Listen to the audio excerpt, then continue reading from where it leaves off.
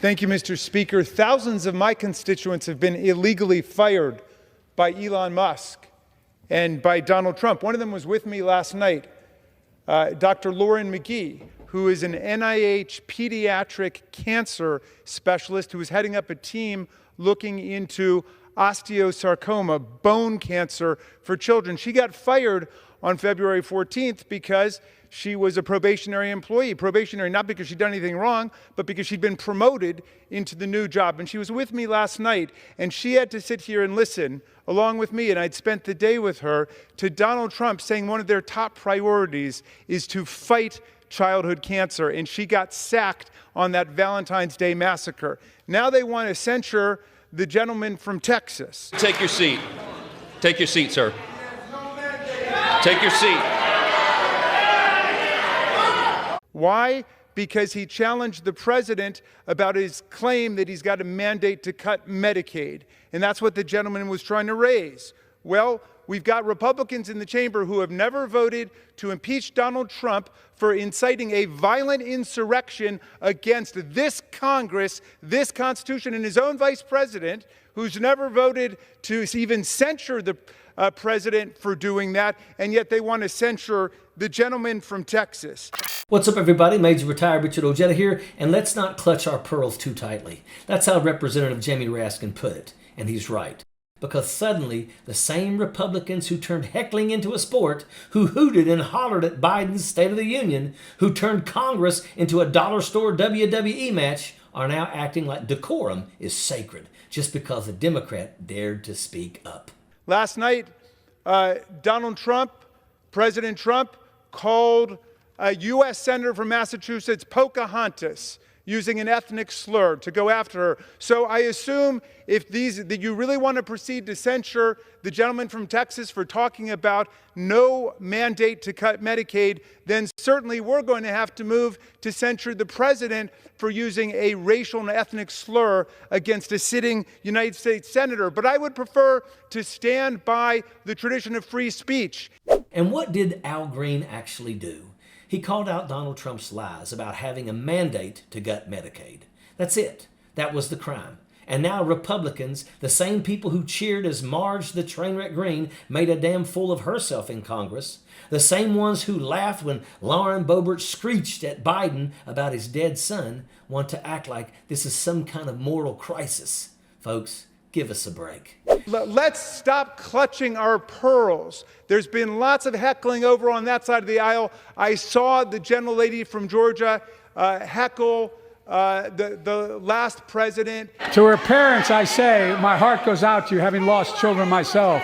We didn't try to censure them or kick them out of Congress or anything. We actually not only say we believe in free speech, we believe in free speech. And we will stand up for people's right to speak. Now, I don't believe in the kind of heckling where you drown somebody out and you make it impossible for them to speak. But the gentleman was trying to start a conversation as opposed to just being spoken to all night. Thank you. This is what they do. There's one set of rules for them and a whole different set for everyone else. Marge the Trainwreck Greene heckled Biden, and they said nothing. Lauren Boebert, she screamed at the president during a speech about his son. No censure, no punishment. Trump mocked a disabled reporter, attacked veterans, used racial slurs, incited an insurrection, no consequences. But an 80-year-old black congressman waves his cane and calls out Donald Trump's lies. Censure, scandal, pearl-clutching panic. Let's just say what it is. This isn't about decorum. It's about power. It's about shutting up anyone who challenges their lies. And while the GOP plays their fake outrage game, let's talk about who they actually serve. Jamie Raskin laid it out plain as day. Elon Musk and Donald Trump are on a mission to purge the government of experts, researchers, and scientists so they can rebuild it to serve billionaires and screw over everyone else.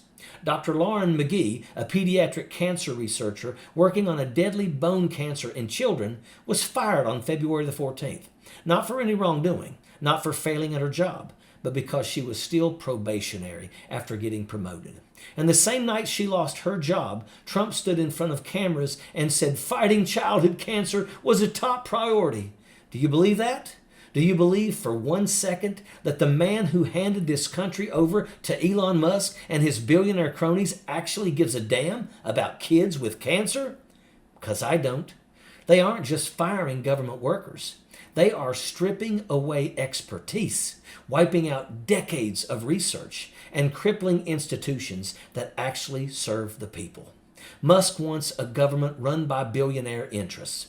Trump wants a government loyal only to him. The result? A federal workforce filled with yes men and grifters, while actual scientists, doctors, and regulators are thrown in the trash.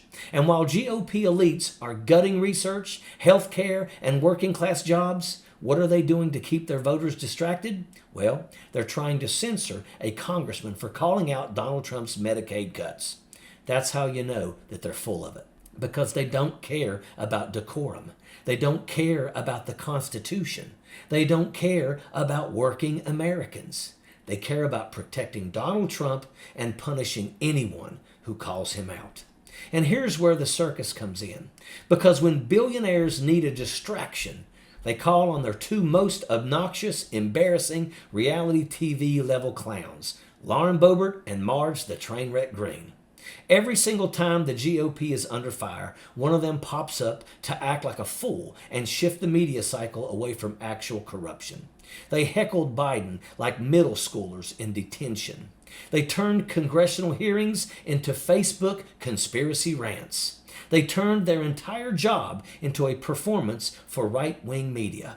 And the GOP loves it. Because as long as Boebert is out here getting kicked out of Beetlejuice for groping her date and vaping in a pregnant woman's face, as long as Marge the Trainwreck Greene is out here posting gym selfies while ranting about Jewish space lasers, nobody's paying attention to what the Republicans are actually doing.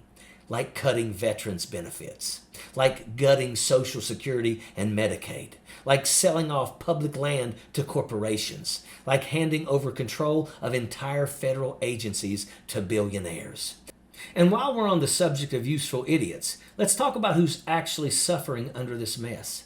MAGA voters are finally getting screwed, and they're noticing Republicans thought voting for Trump was about owning the libs. But guess what? Trump didn't just stick it to the liberals. He let Elon Musk stick it to everybody. Do you think that all of the workers that Musk fired were Democrats? Do you think all of the people who lost their health care voted for Joe Biden? Do you think every struggling family losing their home was a progressive? Of course not. Right now, there are Trump voters waking up, turning on their computers, and finding out that they got fired by some 22-year-old tech bro working for Elon Musk. And suddenly, all that owning the libs energy disappears. Because now, they're the ones trying to figure out how to pay their mortgages. Now, they're the ones who can't afford their groceries. Now, they're the ones realizing billionaires don't give a damn about party loyalty. And here's the cold, hard truth.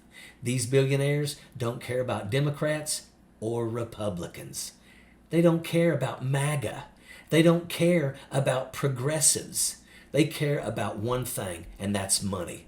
And the second you stop being useful to them, they will throw you away, just like they've done to everyone else. That's why Republicans are so desperate to drown out the truth. That's why they need distractions. That's why they need Boebert and Greene acting like absolute lunatics.